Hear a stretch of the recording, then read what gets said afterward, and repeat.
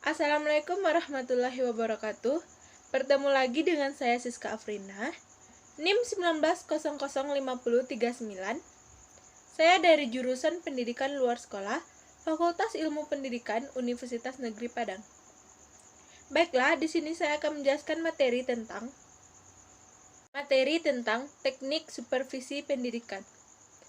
Bahwa dalam pelaksanaan kegiatan supervisi pendidikan itu ada proses dan teknik dalam prosesnya seperti apa, dan teknik dari setiap kegiatan itu juga tidak sama, tergantung dari supervisor atau dalam memilih teknik yang mana. Berdasarkan asumsi orang yang akan dilayani atau masalah yang akan dilayani, ini akan mengidentifikasi teknik mana yang paling cocok dan tepat untuk digunakan dan dimanfaatkan. Artinya, untuk hari ini kita coba bahas lebih lanjut bagaimana proses dan teknik itu, mulai dari perencanaan, pelaksanaan, evaluasi, dan juga tindak lanjut dari kegiatan supervisi pendidikan. Termasuk teknik yang akan kita coba yaitu teknik individu, teknik kelompok, dan ada juga teknik langsung dan teknik tidak langsung. Dalam kegiatan supervisi pendidikan, meski masih banyak sekali teknik-teknik yang lain, seperti teknik klinik, tapi itu akan kita bahas di bagian lain. Seperti yang kita ketahui, bahwa sebenarnya supervisi itu adalah kegiatan yang merupakan suatu proses yang berkelanjutan. Artinya, dia tidak serta-merta terjadi kemudian ambil keputusan, tetapi melalui proses yang cukup panjang, bahkan bisa sifatnya tahunan. Kalau memang belum ditemukan solusi terbaik, belum terjadi peningkatan, ini akan terus berlanjut. Artinya, selama proses pendidikan terjadi, maka kegiatan supervisi pelayanan, supervisi yang diberikan oleh supervisor terhadap guru-guru tertentu, yang sebenarnya hampir semua guru diberikan layanan ini, tetapi khususnya untuk yang punya problem tertentu. Dalam program dan dalam proses kegiatan supervisi yang menjadi sorotan itu akan menjadi terus-menerus sampai betul-betul mendapatkan solusi dan terjadi perubahan signifikan atas masalah-masalah yang dihadapi guru dalam proses pembelajaran dan kegiatan. Secara garis besar, kegiatan proses supervisi secara umum paling tidak kita bagi beberapa bagian, yaitu perencanaan, pelaksanaan, evaluasi, dan tindak lanjut. Jadi, minimal kegiatan supervisi yang terjadi dan yang dilaksanakan oleh sekolah, kepala sekolah, bersama supervisor atau si kepala sekolah yang bertindak sebagai supervisor, minimal melewati 4 proses tersebut. Proses supervisor pendidikan yang pertama yaitu perencanaan. Artinya, bahwa kegiatan supervisi itu tidak mungkin tidak direncanakan, semua harus direncanakan dan didesain sedemikian rupa. Apakah sifatnya dan sisi waktunya dihitung dari sisi orangnya dan di sisi problemnya, dari sisi kelompoknya, dari sisi jumlahnya, dari sisi masalah, itu didesain sedemikian rupa dalam rangka menemukan fakta dan data empirik, kemudian memikirkan bagaimana solusi terbaik dari masalah dan bagaimana teknik yang harus dipilih, termasuk nanti dalam proses pelaksanaan instrumen apa yang akan digunakan. Makanya ini merupakan rangkaian kerja yang teratur, yang didesain sedemikian rupa, maka masuk dalam ranah yang harus direncanakan. Dalam proses rencana ini, kemudian kegiatan ini atau proses yang kedua nantinya pelaksanaannya gimana, dan yang ketiga yang akan dibahas adalah dalam konteks ketika kegiatan ini sudah dilaksanakan sedemikian rupa, dilakukanlah evaluasi. Sebatas mana, sejauh mana tingkat keberhasilan, dan apa catatan yang masih dibenahi. Berapa waktu lagi yang akan diperlukan, titik masalah mana yang harusnya menjadi fokus, termasuk nanti terakhir adalah apa tindak lanjut yang mesti dilakukan kepada guru-guru dalam proses pemberian layanan supervisi pendidikan.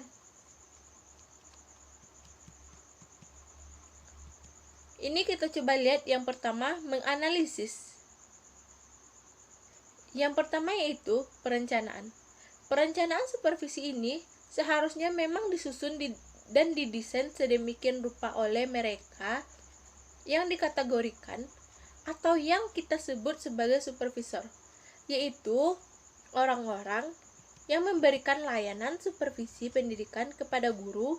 Supaya tujuannya apa? Supaya semua menjadi terarah. Karena berdasarkan rencana, maka pekerja dilakukan berdasarkan role yang sudah dibuat. Jadi, mengingat perencanaan itu menjadi bagian atau merupakan pedoman khusus dan arah dalam setiap pelaksanaan kegiatan supervisi pendidikan, maka ada beberapa hal yang harus dicantumkan dalam perencanaan yang dibuat atau yang didesain oleh seorang supervisor. Mulai dari tujuan supervisi pendidikan tersebut, apa tujuannya, kemudian alasannya, mengapa kegiatan tersebut perlu dilaksanakan.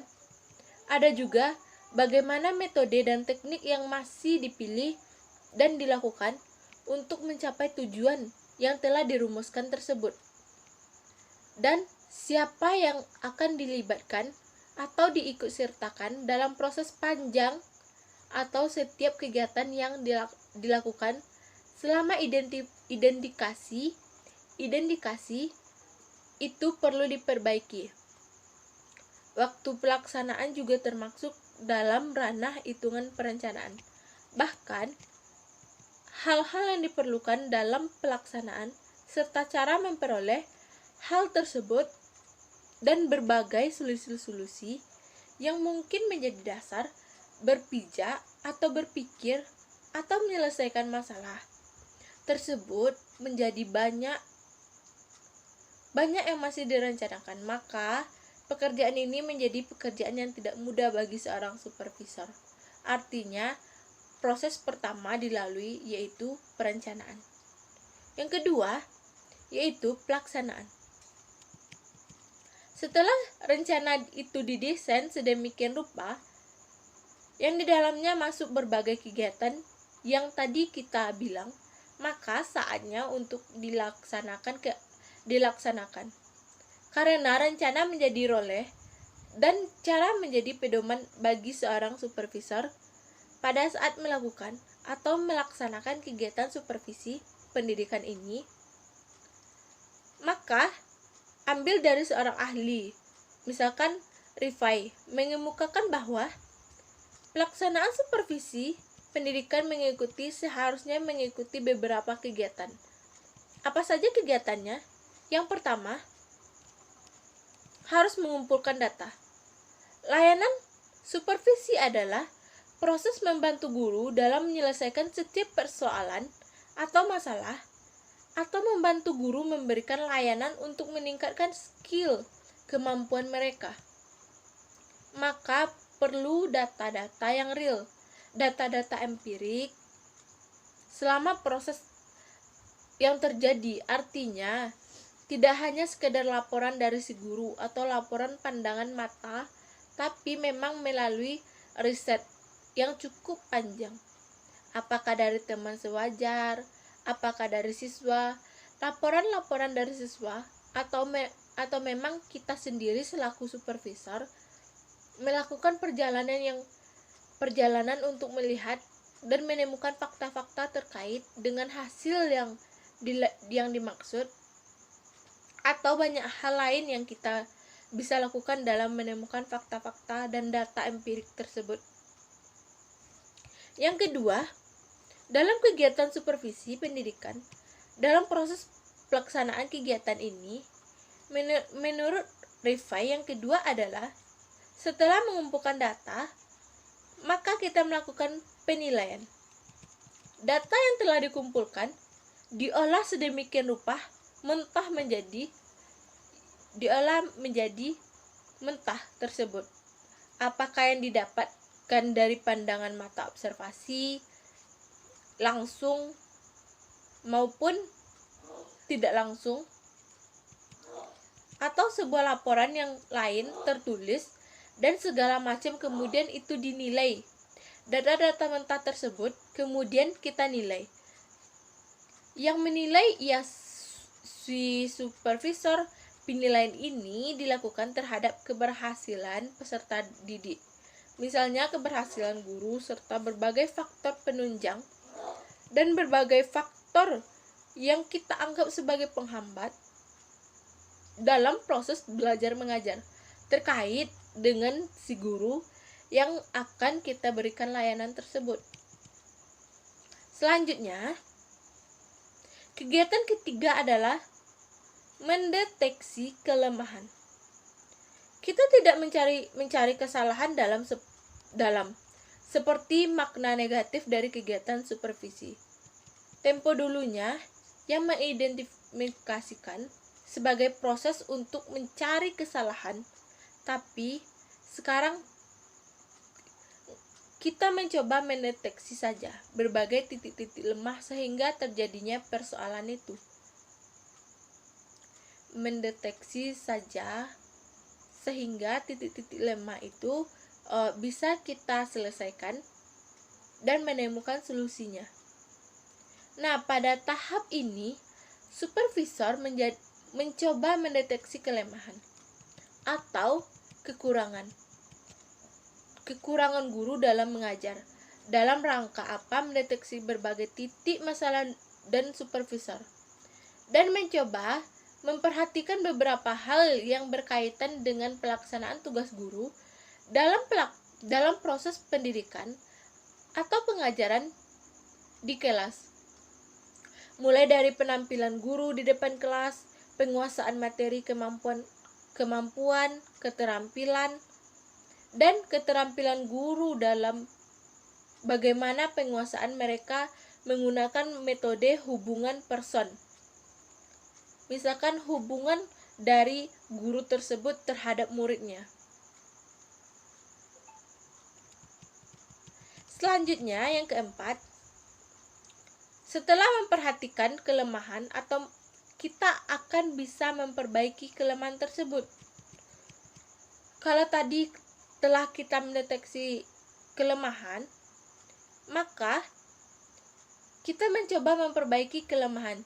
Jika melalui deteksi ditemukan kelemahan dan kekurangan, maka tahap ini dilakukan perbaikan dan juga peningkatan kemampuan melalui berbagai macam strategi.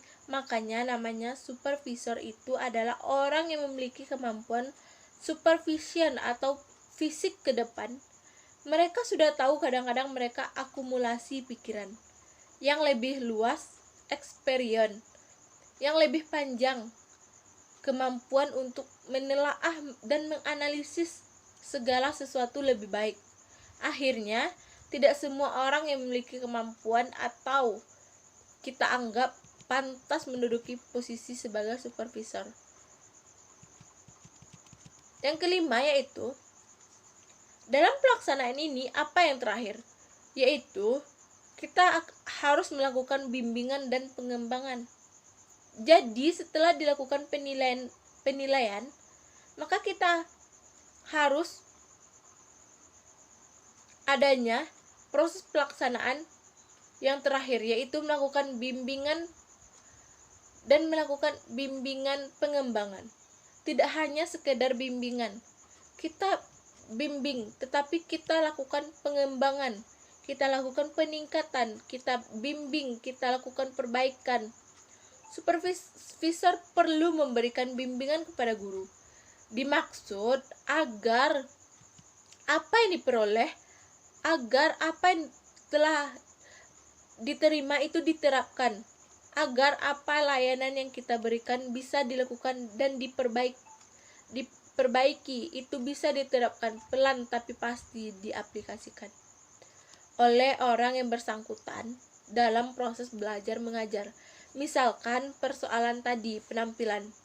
Mereka di depan kelas yang dianggap ada masalah, pelan-pelan kita benahi, kita ingatkan, kita contoh, kita berikan layanan, latihan macam-macam, sampai melakukan perubahan, dan inilah namanya bimbingan. Tetapi dia tidak berhenti di situ. Tidak sebatas bimbingan, tapi pengembangan dari perbaikan, sehingga ada kepuasan bagi si guru bahwa proses layanan itu benar-benar berkepentingan. Dia yang pada akhirnya memberikan dampak dari proses pembelajaran di kelas, sehingga siswa menjadi lebih nyaman belajar dengan si guru yang dimaksud. Proses dan teknik supervisi pendidikan dan proses yang kita bahas untuk hari ini mulai dari perencanaan, pelaksanaan, dan yang ketiga sekarang kita bahas yaitu evaluasi. Masuk kita ke dalam evaluasi, minimal proses itu ada 4 kegiatan seperti yang tadi saya jelaskan. Dimulai dari perencanaan, karena perencanaan menjadi pedoman yang harus dibuat sehingga ada arah yang jelas sebagai supervisor dalam melaksanakan kegiatan supervisi pendidikan. Dan kedua, pelaksanaan yang dimulai dari pengumpulan data, penilaian kelemahan, kemudian memperbaiki kelemahan yang dialami oleh guru, yang kita berikan layanan sampai ke tahap akhir, ada bimbingan dan perbaikan sebagai pihak lanjut. Dan yang ketiga yaitu kegiatan dari proses supervisi pendidikan, evaluasi. Jadi setelah dilaksanakan perlu kita lakukan evaluasi, yaitu semacam pertimbangan untuk melihat sejauh mana keberhasilan layanan supervisi pendidikan ini diberikan. Yang diberikan kepada guru tertentu memberikan hasil seperti apa kita rencanakan.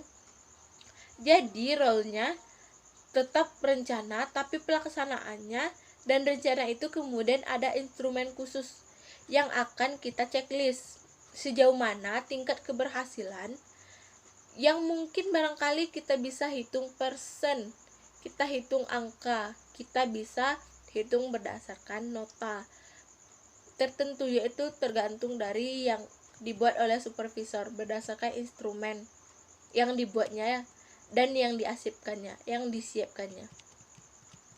Evaluasi secara umum memang mengetahui tujuan yang sudah kita capai di kelas secara teorik yang dijabarkan Rifai, dan hal-hal yang sudah dilakukan dan hal-hal yang belum dilaksanakan.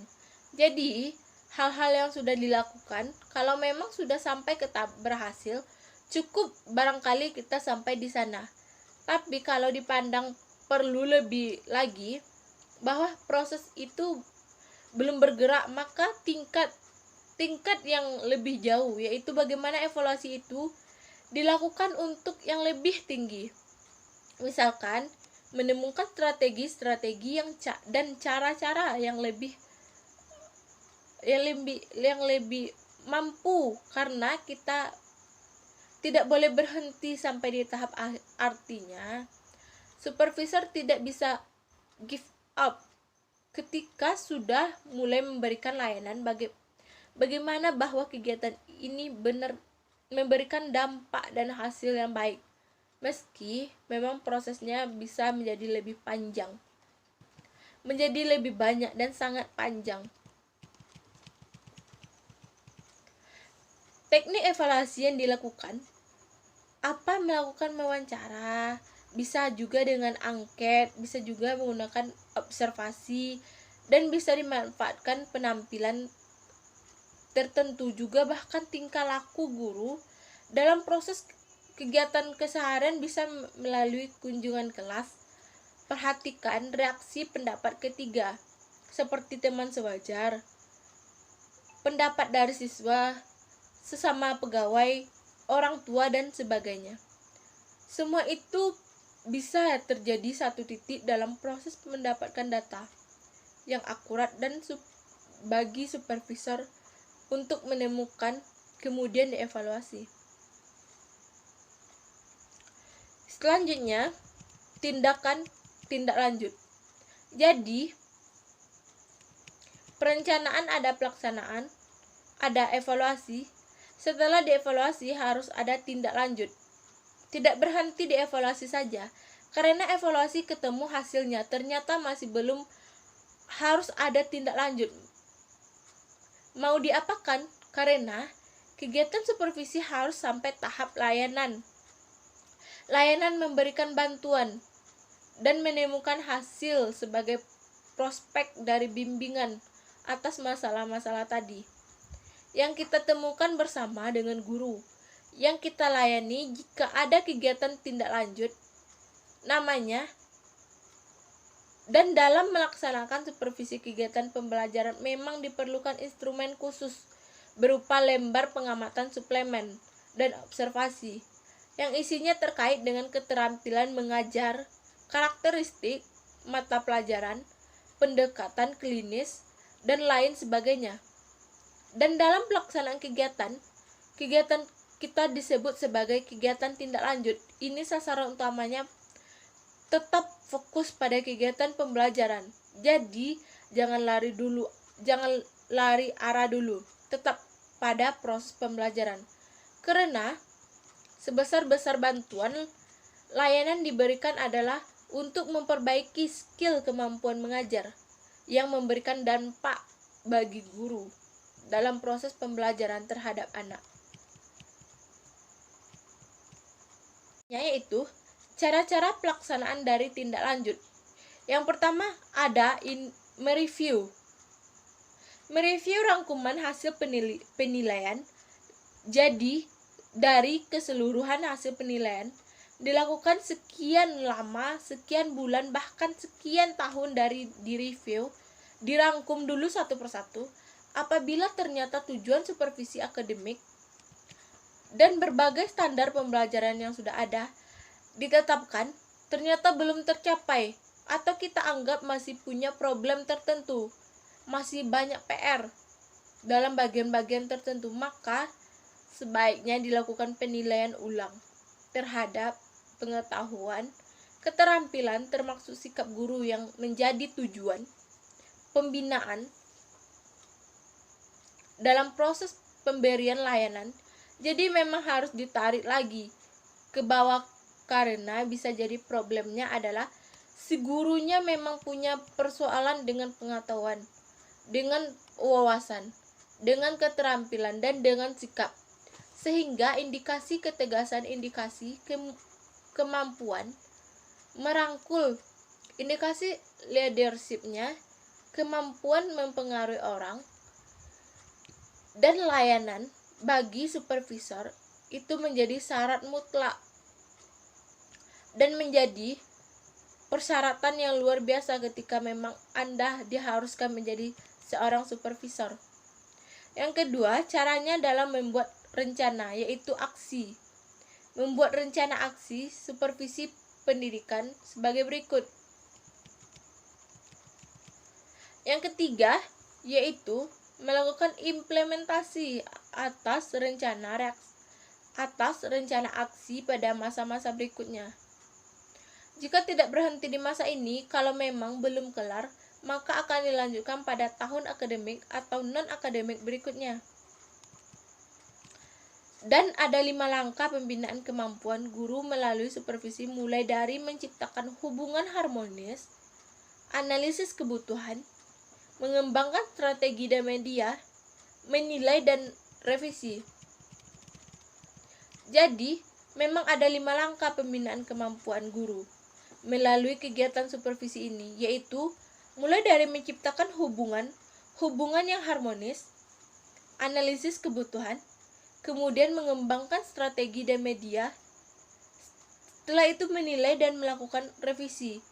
Ini dia 3 cara dalam pelaksanaan tindak lanjut. Dari hasil supervisi akademik atau supervisi pendidikan yang dilakukan oleh seorang supervisor dalam proses pelaksanaan supervisi kepada guru di sekolah. Sekarang kita beralih kepada teknik. Jadi, paling tidak tadi Anda bisa paham kegiatan-kegiatan dan proses-proses dalam melaksanakan layanan supervisi akademik atau layanan supervisi pendidikan kepada guru. Yang dimulai dari 4 proses. Tadi dimulai dari perencanaan sampai tindak lanjut. Setelah itu kita masuk cara apa yang mesti dilakukan, bagaimana evaluasi mesti dipahami, dan bagaimana pula pelaksanaan supervisi yang dimulai dari pengumpulan data, penilaian, mendeteksi kelemahan, memperbaiki kemudian melakukan bimbingan dan pengembangan. Ini menjadi analogi yang mesti Anda desain, bahwa kegiatan ini menjadi satu titik yang tidak serta-merta terjadi, tetapi melalui proses panjang. Maka dia menjadi satu rangkaian proses kegiatan yang didesain sedemikian rupa dan butuh waktu dan energi yang cukup panjang untuk mengumpulkan data-data tersebut. Teknik supervisi pendidikan yaitu individu teknik atau teknik individual. Teknik ini bersifat individual sesuai dengan namanya. Biasanya dipergunakan apabila orang yang disupervisi atau diberikan layanan memang yang kita hadapi secara personal atau perorangan. Selanjutnya, teknik yang kedua, teknik kelompok. Kalau tadi individual, sekarang teknik kelompok atau grup. Berarti teknik ini adalah teknik supervisi yang digunakan secara berkelompok atau bersama-sama antara supervisor dan guru-guru. Jadi bukan satu guru personal, tetapi berkelompok dan bergrup. Ada teknik langsung. Teknik langsung artinya apa teknik yang digunakan oleh supervisor untuk menyampaikan harapan si supervisor kepada guru yang diberikan layanan tersebut, atau pembinaan supervisi ini dengan jelas. Artinya supervisor memberikan penjelasan yang luar biasa kepada si guru. Yang dimaksudkan bahwa ini adalah proses saat mereka untuk melakukan perbaikan atau pembinaan. Selanjutnya ada teknik tidak langsung. Kalau teknik tidak langsung artinya memang terjadi proses layanan secara sadar antara kedua belah pihak dan tidak langsung. Artinya dari konsep obrolan personal, curhatan atau berbicara tentang satu problem yang dari hati ke hati barangkali antara satu guru dengan kepala sekolah sebagai supervisor, atau memang kepada supervisor yang lain, dan itu dipandang oleh supervisor sebagai satu titik masalah yang punya dampak terhadap proses pembelajaran, sehingga apa obrolan itu menjadi satu kondisi yang dimanfaatkan oleh kepala sekolah untuk memberikan layanan bimbingan sekaligus mencarikan solusi atau menyimpulkan itu sebagai suatu persoalan memang harus dicari solusinya, sehingga mereka menemukan satu titik untuk memperbaiki diri dari persoalan-persoalan yang tengah mereka hadapi. Mungkin sekian yang bisa saya jelaskan pada materi kali ini. Assalamualaikum warahmatullahi wabarakatuh.